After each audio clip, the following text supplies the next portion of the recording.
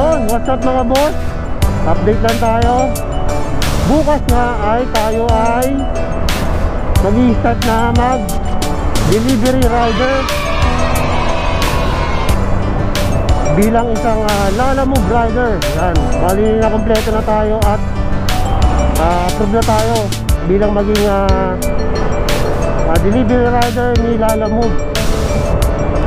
Hanggang ngayon kinakabahan pa rin tayo. Siyempre hindi natin alam yung mangyayari, pero I pray na maging okay ang lahat pag nag-start na tayo mag-Lalamove.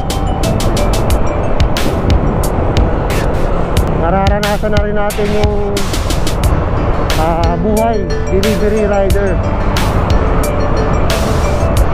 Siyempre hindi naman madaling trabaho to. Kailangan meron ka dito sipag at tiyaga. Saka sabi nila pasensya mga boss.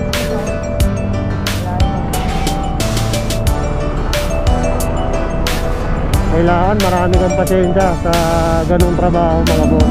Kasi marami kang taong makikilala sa ganung trabaho. Kaya dinadalangin ko talaga na maging okay ang lahat pag nag-start na tayo mag-delivery rider. Ang pagiging Lalamove natin mga boss ay hindi naman talaga full time, kundi sideline line. Kapag wala tayong pasok, magdi-delivery tayo.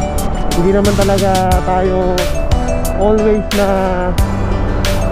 laging magdi-delivery. Yun lang yung time na wala tayong pasok at wala tayong ginagawa. Siyempre dagdag income din yung mga boss. Kaya sana mga boss, supportahan nyo pa rin ako sa aking gagawin. Papakita ko sa inyo kung paano ang buhay delivery rider. Kasi mararanasan na rin natin to mga boss. Nawalat mga boss, magpapashoutout nga pala si Boss Dari. Yan, shoutout sa'yo Boss Dari. Kung gusto mo rin ma-shoutout mga boss, comment down below lang para ma-shoutout ko kayo sa mga susunod natin video. Maraming salamat sa mga nanood. See you again. Ride safe and God bless. Peace out.